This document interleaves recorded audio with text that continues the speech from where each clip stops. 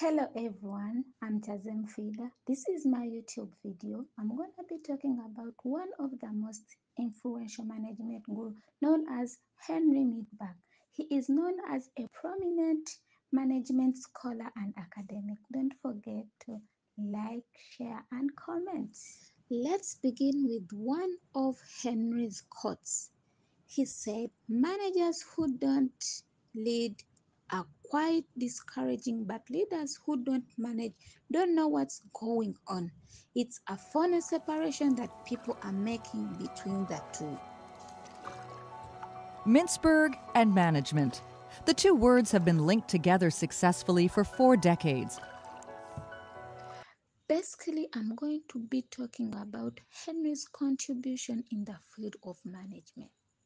Before I go to the contributions, let me first give you a brief introduction about Henry. McGill professor Henry Mintzberg has developed an international reputation as perhaps the world's premier management thinker. His career was born out of a need he identified as a graduate student. I did my doctorate at a time when Henry has authored several influential books, including The Nature of Managerial Work and Managing. He has taught at prestigious institutions and received his contributions. His doctoral thesis became the basis of his first book, The Nature of Managerial Work, published in 1973.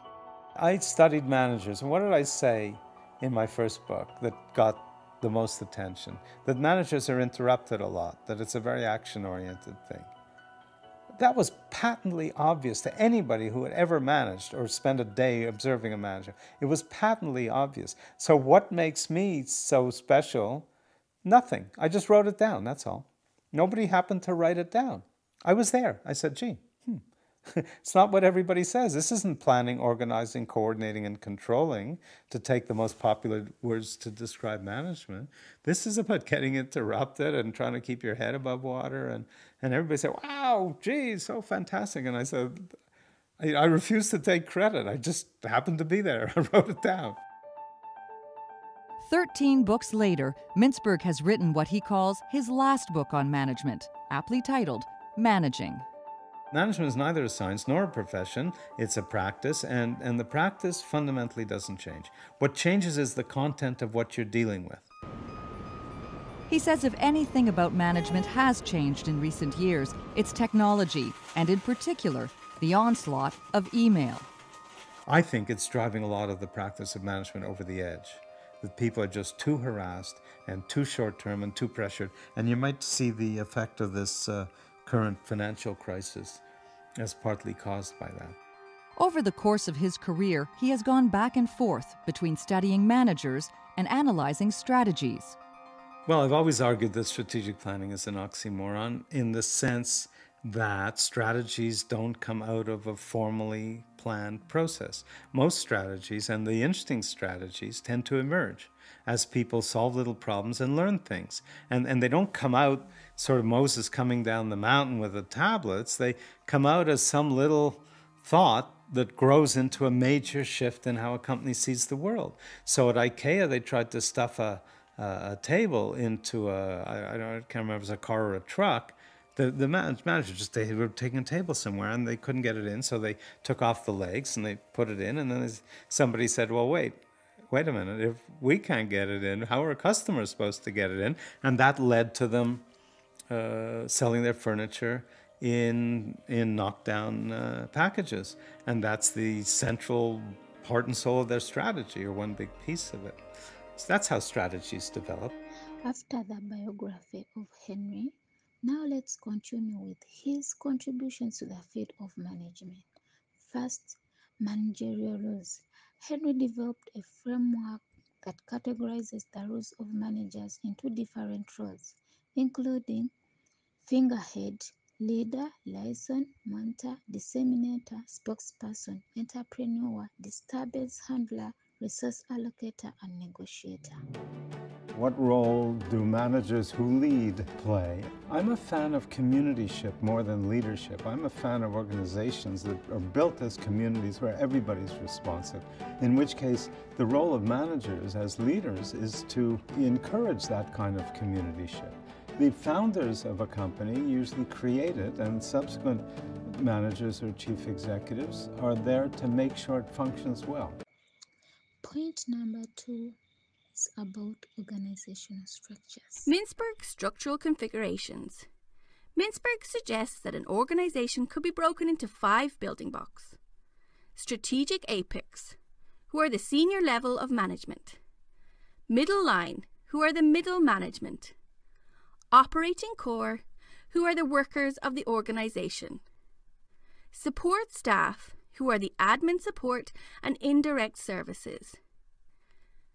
Technostructure, who are the analysts who plan and control the work of others. Mintzberg structures can be arranged into 5 generic structures: simple structure, machine bureaucracy, professional bureaucracy, divisional form, and innovation or adhocracy.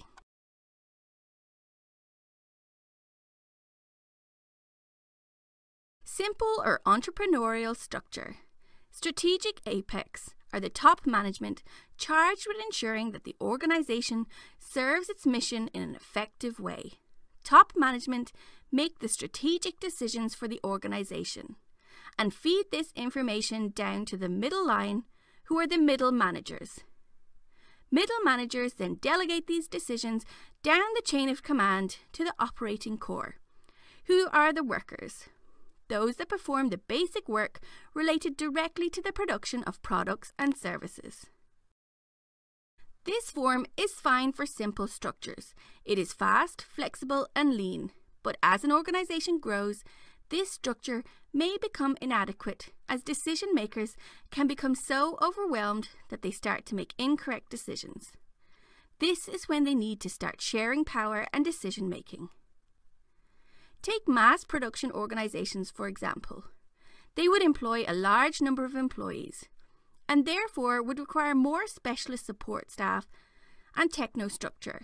This structure is known as the machine bureaucracy.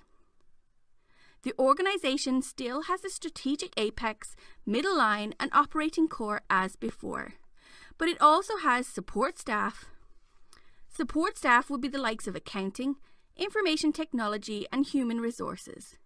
They are the specialized unit that exists to provide support to the organization outside the operating workflow. Technostructures. They are the analysts who serve the organization by affecting the work of others. This may be through designing, training, procedures, and rulemaking. Making sure an organization is following proper legal rules and procedures. With machine bureaucracy, work is very formalized. There are many routines and procedures. Decision-making is centralized and tasks are grouped by functional departments.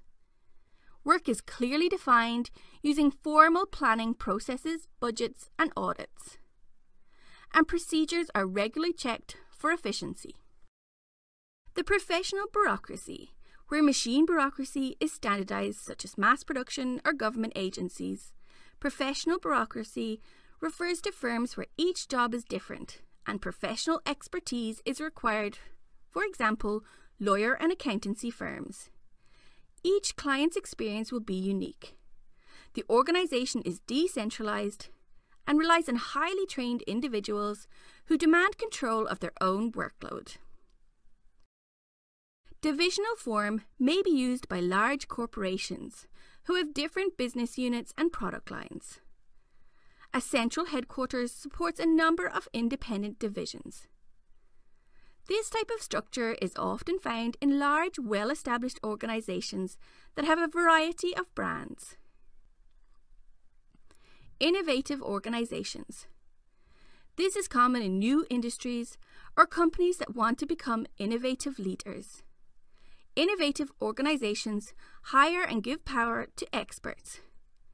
Decentralized decision-making is the key here. Innovative organisations are suitable for project-based industries, where there is a need to innovate and function on an ad hoc basis to survive. Filmmaking is a good example of an innovative organisation.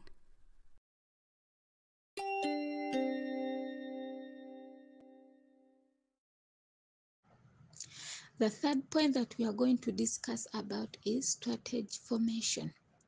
Henry challenged the traditional view of strategy as a deliberate top-down process. He argued that strategy emerges through a combination of deliberate and emergent processes influenced by the external environment and internal dynamics of an organization. You don't plan strategy, you learn strategy. I maintain that nobody in the history of the earth has ever planned strategy through a set of analytic techniques, which is a quote almost literally from Michael Porter in his book, that I favor a set of analytical techniques for creating strategy. And I say nobody's ever created a strategy through an analytical technique because strategy is synthesis. It's not analysis. Of course, do analysis. Of course, it's good to know your competitors and all that. But it's about synthesis. And synthesis comes through a learning process. I call it emergent strategy rather than deliberate strategy. And an article in the HBR Harvard Business Review called Crafting Strategy, which is step by step, you learn your way to a strategy. You don't just sit in an office and bang, create a strategy. And the reason you blame implementation is because you're the formulator. So those dumbbells weren't smart enough to implement your brilliant strategy. And if the dumbbells were smart, they would say, well, if you're so smart, why didn't you create a strategy that we dumbbells were capable of implementing? In other words, if it fails in implementation, it fails in formulation because it wasn't formulated to be implementable by the people who had to do that.